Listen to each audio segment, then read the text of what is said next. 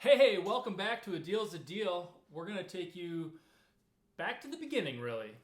So, on a walk today, Lucy and I were just talking about life, and we remembered that during the wedding vows, we promised to be true to each other in good times and in bad. And we're like, yeah, this is one of those times where, we're kind of in a bad time. Let's be real honest. Right. So, we wanted to a little reflection on that.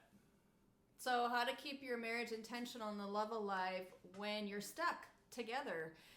Just because you're together and you're existing 24/7 in the same space doesn't guarantee that your marriage will thrive.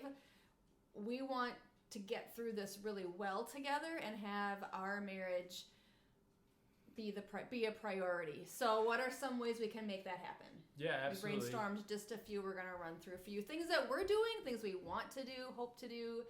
Just some general good ideas for strengthening that bond when you're home together for a lot of the time. Absolutely. You can either come out of this better or you can come out of this worse. And We're going to be intentional and make it out alive. Amen. So We've been doing a few things, as Lucy mentioned. First one, daily mass, live stream. It's been a great way to start the day prayerfully together. Mm-hmm.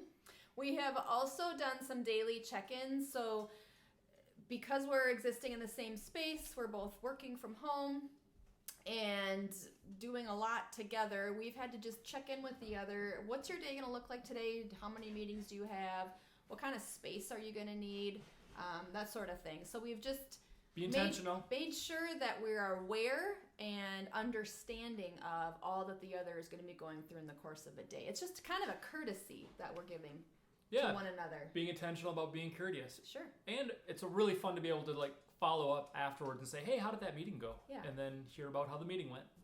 Yeah, since more of our lives are in front of the other, there is a lot more opportunity anyway for conversation, and we're in each other's worlds a little bit more now. Absolutely. So you can take advantage of that with conversation. So the next thing is to kind of zoom that lens out and then just have some time to talk about, hey, how are you doing with everything that's going on?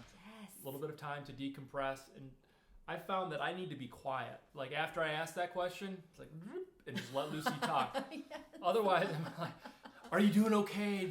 Is the stress level too high? How's the leadership position going? Making all kinds of assumptions for me. Right, yeah, exactly. Yeah, I know. Ask the question, zip the lips. Right. It's important that you give each other the space and the time to acknowledge to the other emotionally how you're doing. And to understand that you might be at different places emotionally. One of you might be doing really well, really confident, really hopeful. Another might be experiencing more of the stress. And that's important that you get that out in the open and Absolutely. You ask that really open-ended question. And how are you doing?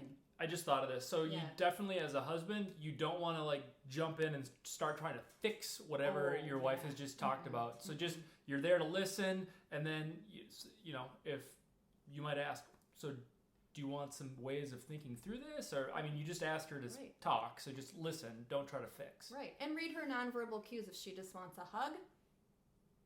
Or anything else, if she wants, fix my favorite drink, whatever. Right, exactly. Just kind of open read a bottle those of wine. Yeah. We also recommend that you keep affection and intimacy alive, and this is really key. It's always been an important part of your marriage, but never more important than now, I would say. So hugs and kisses, intimacy in the bedroom, keep all of that alive. Make sure you're having a lot of conversation about that. Yeah. Just don't ignore that part of your relationship. It's really key and vital. Absolutely. When the kind of a way to climb that palm tree during the day is to maybe think about dates. We love that metaphor. Yeah, exactly. The metaphor. Build up the anticipation towards the evening. Exactly. Climb the palm tree. Yeah. Climb the palm tree. Be flirtatious. Exactly. Yeah, so be in one way, intentional. is to do dates, right? So Yes. to have something to look forward to. Yeah. And we actually are going to do another video about kind of a fun date game that we yeah. thought of.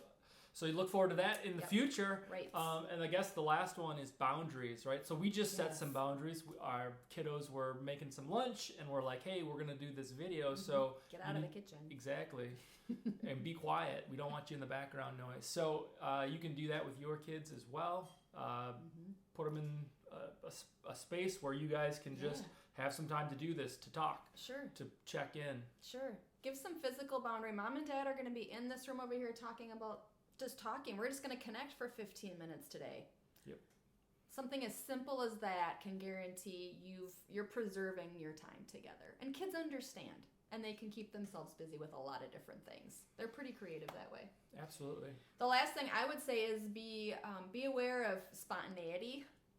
Just allow yourselves to just, when you're inspired, to follow through. Pinch a bottom. Right. That's one of his favorites. Yes. And finally, I think it's really important, this is my last one, that couples, that you still dream together, that you're having conversations where you're seeing way beyond this, that you're allowing yourselves to imagine and dream, maybe something a year out, maybe planning your next wedding anniversary, or the big trip 5 years out. Sure, or anything that gets you thinking about your long-term life together, and start dreaming and start planning and having a great time with it. So we promise to be true together in good times. And in bad. And usually that's when it's pretty easy, and in bad times when we're more challenged. Hopefully these suggestions and tips will help you get through and help your marriage really thrive.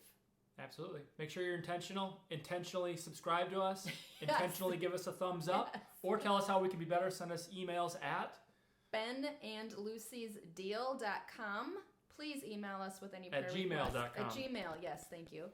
And also you can follow us on Instagram at benlucy21. God bless your day.